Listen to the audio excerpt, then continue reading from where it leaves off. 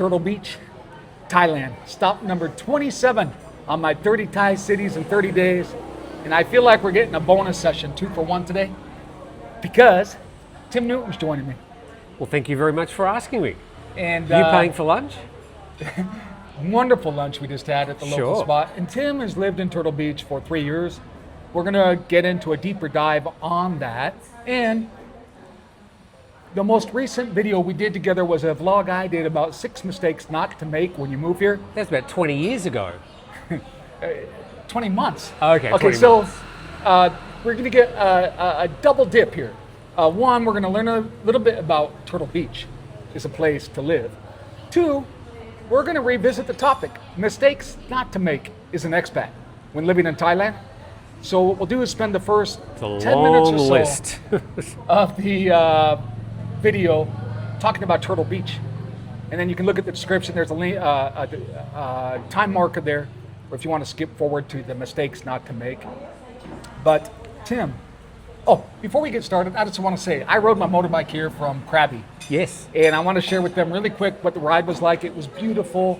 I was riding through all the karst trees, mountains. the palm trees, the mountains. I don't know if those are limestone, but it was just a beautiful ride, stunning. It's basically Phang Nga Bay on land. It's one of my, the roads are fabulous. One of my favorite rides, really. They're just stunning. And then the second part is when I was riding, I had to stop at one of the famous stalls for sticky rice. There's a whole line of sticky rice stands. Yeah. So I pulled over there and had some. Whenever you're riding your motorbike from where I just came from, Krabi, toward Phuket on this route, you have so much of this. What is this called? Kalam. Kolam? It's called kalam? Marui. So yeah, let me try this. Sticky rice with coconut. Oh, Roy. Well, the food around here in southern Thailand is a little bit different from other parts of Thailand. This restaurant's in the Michelin Guide, Pisau, very popular for Thais along our Tai Muang beach. And southern Thai food is a specialty. Can be, as you found out, a bit spicy. Yeah, I did. I had my crab curry today. Yeah. One of the more spicy ones I've had yet. But Tim, let's get into it. The Turtle Beach. So this is stop number 27 on my 30 Thai cities in 30 days. Yes. And what I've been doing is trying to get a feel of the place. Why would an expat choose to live there? But you've been living here. Well, I mean, the first thing is, if you look up Turtle Beach, Thailand, this isn't here. It doesn't exist. It's a made-up name by foreigners that can't say Tai Muang, which I've learnt to say over the 3 years I've lived here. So if you're looking for here, it's Tai Muang, like Don Muang, and it means end of the mine. This used to be a tin mine, this whole beach area. Hundreds of years ago. The Chinese came here to work and then they stayed. So this is a very Thai Chinese community. And I didn't know about it when I lived in Phuket for 11 years, 12 years, until I had to come up to do an interview with Steve Ross, who some of you will know. And I remember coming down the road, turning onto the beach, looking out to the Andaman Sea and thinking nobody knows about this beach. And it's a fabulous beach. It's actually the longest beach in Thailand. So there you go, you can put that down. And it's a fabulous place. It's very quiet. There's sort of nothing to do here, but that is the appeal for a lot of people that come and stay at my beach houses, because it's relaxing. It's got the beach. You'll have the whole beach to yourself. And it's a very quiet, very traditional Thai life. There's a few things you said there that grabbed my attention. One was the tin mining history, Chinese history, which influenced even Phuket a lot. A lot of tin mining in Phuket. And then you also mentioned the Chinese town.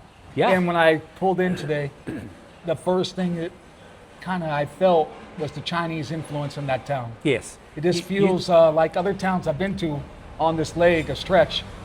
Some feel more Chinese influenced than others. There's a magnificent Chinese temple in town. You see quite a few Chinese lanterns around, and also some of the architecture, using the term loosely, has got an obvious sort of Peranakan influence. So it looks a bit like old Phuket town or Georgetown. So it's certainly got that influence. But on a day-to-day basis, it's basically just another quiet little Thai town on the way between Phuket and Khao Lak. The other thing that stood out, you just said, was how long the beach is. Now, when I put up the drone today, not only long, I feel like my last stop was Krabi, right? I just feel like the water is more beautiful on this stretch. Well, and the sand is whiter than Krabi. It's the ocean. So we've got the clear Andaman Sea out here. In Phang Nga Bay, of course, it being an enclosed waterway, well, it's got plenty of access to the sea, but it doesn't have as much flow of water or tides. But here, the water is crystal clear all the way throughout the year, although it gets a bit rough during the monsoon. And you also teased another thing that got my attention. You talk about your rental properties. So I was here almost like a year and a half ago or so, and when I pulled in, it just feels busier. Oh, it's busier now, there's no doubt. Even this time of the year, sort of between the middle of March and Songkran, which comes up next week, it's usually sort of dead. But even this year, high season was very, very busy with foreigners. A lot of that overflow from Phuket coming up here for weekends and things. And it is definitely busier and more foreigners living here for sure. Tim, I read somewhere that then it must be true. Maybe it's an issue. You talked about people coming up from Phuket, but some people that were living in Phuket that moved there, say, during the Ukraine-Russian war, they've been outpriced, and now they're starting to migrate up. Yeah, well, there has been, the second row, there's the front row, which is, the premium, and then the second row of the road off the beach, there's a lot of old bungalows, and you can get those for 800, 1,000 baht a night.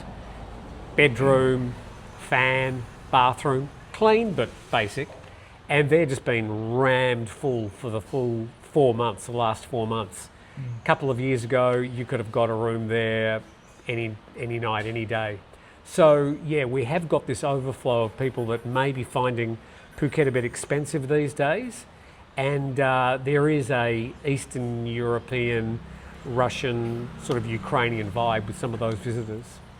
What would you describe, now, you said it's a very quiet place with not a lot of things going on. No. But sometimes there's amenities that person might overlook. They are in fact great amenities. For example, you have this market. Oh, yeah, well, look, it's a great place to live, but if you're looking for bars, if you're looking for shopping centres, if you're looking for like touristy markets, if you're looking for air-conditioned shops, you're not going to find any of that here. So we've got the local, the street market. That's on every day. It's either bigger or smaller, depending on the weather. But yeah, that is nice. And they set up 2 or 3 in the afternoon, and by 7 o'clock at night, they're all gone. They have to take everything, tables, chairs, everything with them, and they clean up as they go. So we wake up the next morning with the whole beach to ourselves. That's very cute. That's very local, and people love visiting that market. We've also got a world-class golf course here. So there are a few sort of outliers, but pretty much for those people that want to come and live here, I would say you've either got to have a partner, you've got to have something to do, you've got to have a hobby, otherwise you're just going to be bored here. And we have had some people think, oh, that looks really nice, I'm going to go move there.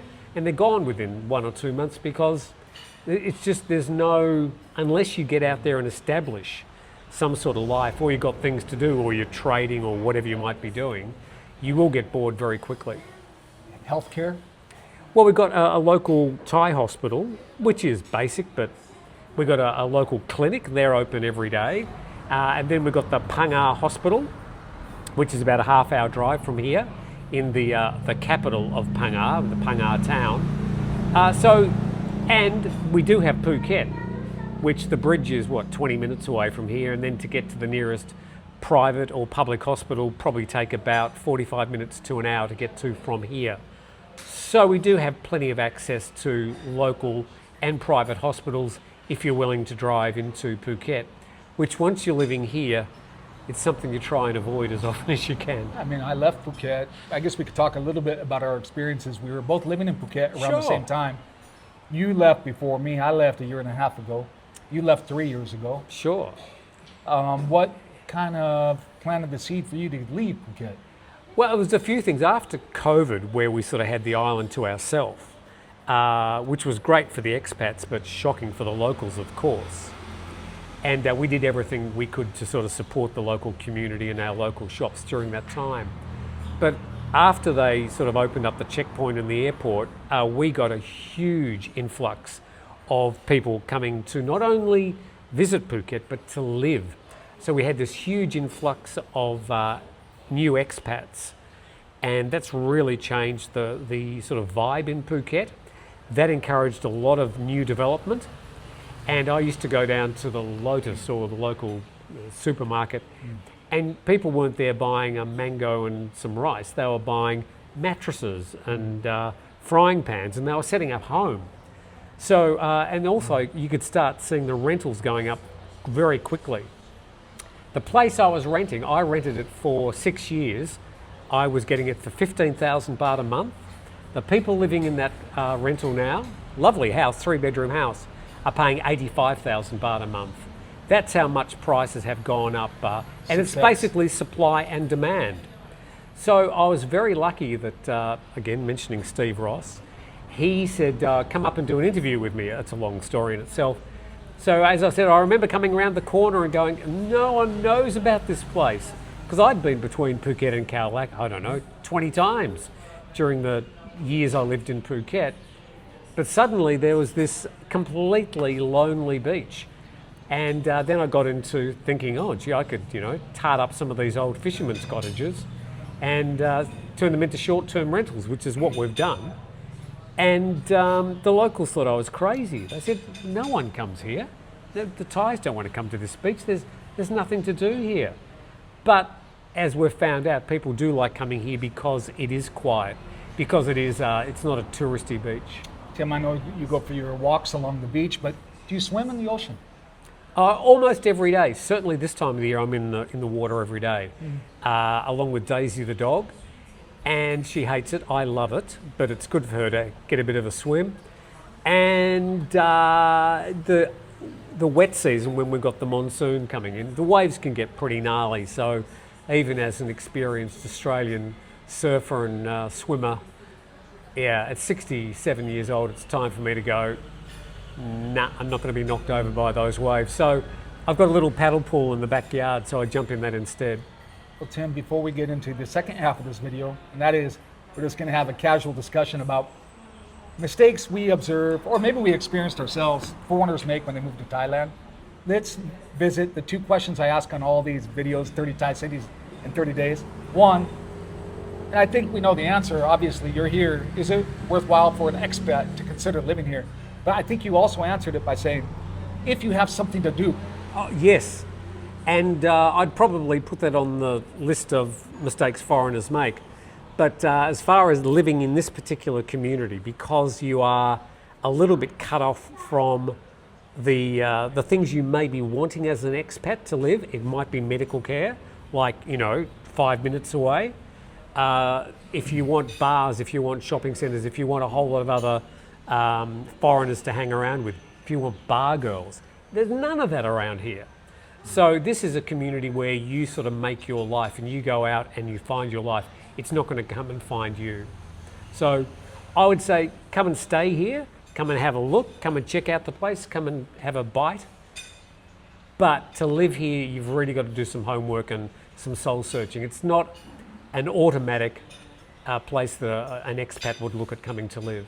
So the second part, we already know the answer because your rentals are doing quite well and fully occupied. The question would be, is it worthwhile to come as a visitor or as a tourist? And your answer is going to be yes, because you have first-hand experience. Well, yes, I think it is a nice slice of Thai life. It's a little bit different. It's southern Thailand, but it's a remote Thai beach, a village where you're not going to get a lot of English or other foreign languages spoken. They're not going to be sort of touting you or trying to scam you. It's a very local Thai community. So it's funny to have that only 20 minutes away from the Saracen Bridge and Phuket. So yeah, a great place to visit. And I encourage people, look, it's not only my beach houses, there are the bungalows, as I mentioned. There's a couple of little hotels in town and some cheaper Airbnb. So there's plenty of price points that you can come and visit here. But it's funny because this beach here is exactly the same beach that you get 10 kilometres down the road, which is called Natai Beach. Yes. At Natai Beach, you'll pay 40 or 50,000 baht a night and you've got exactly the same beach. Or you can come here and get it for 90% less. The same beach. And Awesome. they don't have a Michelin listed restaurant. Like we're sitting at now. But listen, Tim, that's the first half of this. Now we'll dive into the second half of this video. So we have not scripted. These are the mistakes not to make, and I'll speak for myself. I'm not the expert. I really don't know, but I make observations, Tim. But I think what we're going to do for this, Tim's going to mention one. We'll probably talk about it a bit, and I'll mention one. We'll probably go kind of back and forth as long as we can go for the next 15 or 20 minutes. Tim, you go first. Well, we're talking about mistakes foreigners make. That foreigners should avoid, or we see them make, or we observe it, or we read about it. Well, I have been asked very often, how do I retire in Thailand? And a lot of people, they focus on the visas. And I say, look, the visas are just a sort of hurdle you need to get over, but it's a process, and it's basically the same for everybody. Don't get hung up on the visas. The things you really need to find out are where you're going to live and how you're going to live. So that's the advice I always give people. Focus on those things. Just don't get obsessed with the visas, because that is a process that you just have to go 1, 2, 3, 4, dot the I's, cross the T's, and you're done. And then you just got to keep on top of it on a usually annual basis. But the things you really have to focus on is where you're going to live, because that is going to either make your time in Thailand enjoyable or not. God, there's like 3 points that this made me want to piggyback on top of what you just said. I'm going to pick one so we can keep this thing going. And to echo this about where you want to live, I think what happens with a lot of foreigners, they come to Thailand to explore living here, and they have their mindset on Pattaya, Bangkok, Chiang Mai. At least Phuket. that was my experience. I was focused on Chiang Mai, and that's all I knew of Thailand. I moved there. I had a vision of that's where I was going to be. But especially during this journey of 30 Thai cities in 30 days, wow, my eyes are open to so many other places, great places around Thailand. Sure. That would be great. And I need to second something about this. Each place is unique in the kind of expat it attracts. And I think, so that would be my thing that I observe. Too many expats only think of Chiang Mai, Bangkok, Pattaya, Samui, whatever it might be, 4 or 5 places. You don't talk There's about so much Phuket. more. You never say Phuket. I think I've erased it from my brain because I used to love it during the pandemic. It was empty. It's still a good place to live. It's got everything that you would need. It's exquisitely engineered to mostly extract money from foreigners who are there as tourists. I mean, that's what the place is all about. We just had a fire truck go past. Unlikely. But it's still, I mean, depending on where you live in the island, if you're living in the north of the island, it's going to be a lot quieter and there's going to be less traffic. So there's still some great places. I mean, there's 32 beaches on the island. Compare that to Hua Hin's got 1 beach. So Phuket's got a lot of different vibes. It's still a great place to live, but you just got to be a bit more selective if you want to try and avoid the ubiquitous tourist trade. Yeah, and I just to reiterate that, come to Thailand and explore some of these off the beaten path places. Uthai Thani, go down to Songkhla, go to Hat Yai, and it might resonate with you or not. And make a short list, and then go and live in those maybe top 3 locations for a month each. Yeah, right. Because then you're going to be sort of getting a slightly local feel. Yeah. I should say one more thing to Tim, is to go explore these different places in Thailand. It's easier than doing it, say, somewhere like in the US. You can actually hop on a train, a plane, motorbike. It's just so easy to navigate. You feel, for me, it makes me feel kind of young again to explore. Oh, Phil, you are young. Tim, by the way, how old are you? 67. 59. But I don't think I feel it. Not in Thailand. I feel 67 at the moment. Another mistake. These hot days. Another mistake. Okay. This one I think is a common mistake, is that a lot of people, they think, oh, I'm going to retire. I'm going to go to Thailand. I went there 4 years ago and I had the best week and it was amazing. So I'm going to go back to Thailand, and I'm going to go back to that busy tourist location that I had so much fun at. The thing, living in Thailand or being a tourist in Thailand are two completely different things. They're two different budgets, and you would be staying in a totally different place. You're not going to be living in a hotel with staff changing your bed. You're not going to be able to go down the street and find 18 restaurants. You'll be living somewhere 2 or 3 streets back. Or you might be living out in a community where there's no grab food, or what's the other food? There's no food deliveries here. So you have to sort of go out and find your food.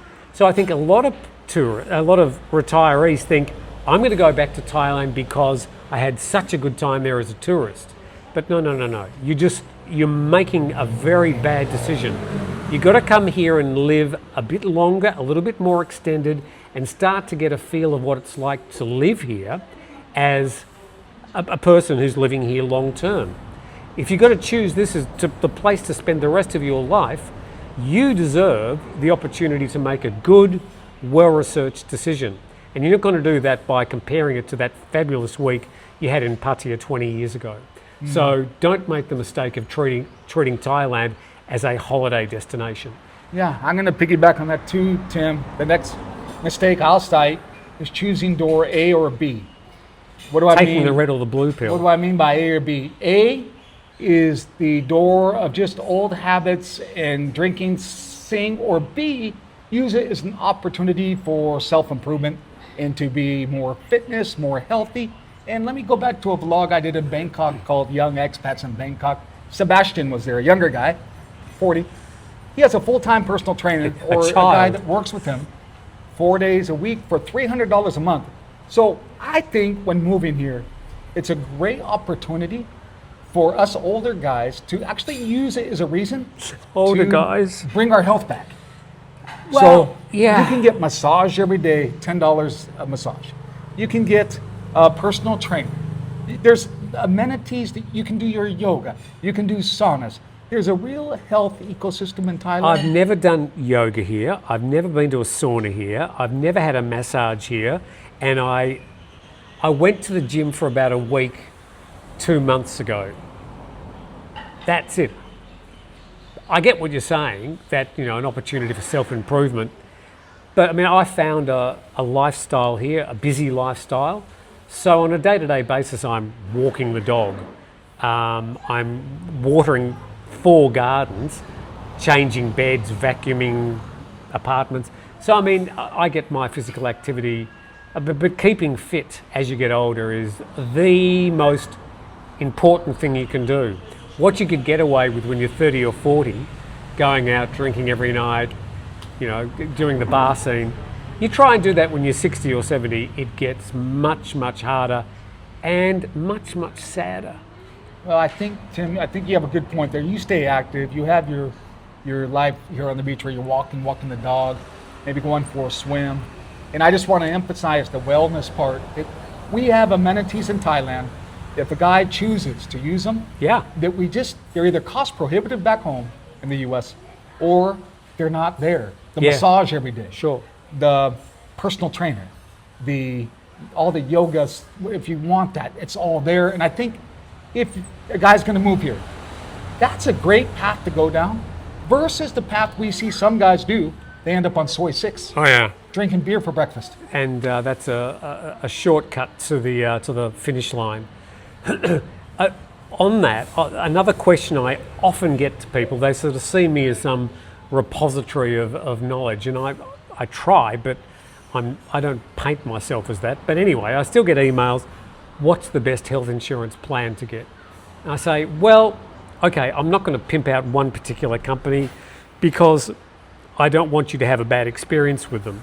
Same, I won't recommend a visa agent because I don't want you to have a bad experience. There's plenty of other resources to find those things. But I always say when it comes to health insurance, the best health insurance you can have, look after yourself, eat a balanced diet, and get plenty of exercise. That is the best health insurance you could possibly get. That doesn't only pertain to Thailand, it pertains to anywhere. But unfortunately for some guys and girls, there are a lot of temptations here in Thailand, and you can be lured down, the yellow brick road if you're not careful. So maintaining good health, a good diet, sourcing good food, that is by far the best health insurance you could have. So Tim, you started with the mistakes to, you'll be okay. Well, there's a clinic up here we'll take you to afterwards, okay? You started, I'll finish now with mistakes not to make, or mistakes that can be avoided, or mistakes we see people make when they move here. And I'm going to say that it's in terms of removing completely stress that is created, meaning do not try to ever go to immigration or get a driver's license on your own. Hire that out for about $600. You can have an agent do it all for you. Sure. Because the moment you're in immigration, the moment you're in the motor vehicle place, you will regret moving to Thailand. But if you can avoid it, if you can just avoid that stress, it's going to make your life a lot happier here. That's a bit unfair. I would say, I think to modify that a bit, the first time you go to immigration or the first time you go and get your license, take a Thai or an agent with you. Usually after that, it should be a lot easier. But yeah, the agents are not expensive. They're not expensive. It's just and that they will make your life easier. To me, it's paying for less stress. Yeah, sure, I agree. And I am all for it, to make my life more peaceful and never have that experience. I'm going to give you one other mistake foreigners make. Don't buy. Rent. Don't even think about buying property. Even if it's a condo, which is the only thing that you can actually get a title in your name. If you want to buy landed property, you can't own it technically in Thailand. No matter what the agents tell you, whatever scheme they come up with, it's illegal.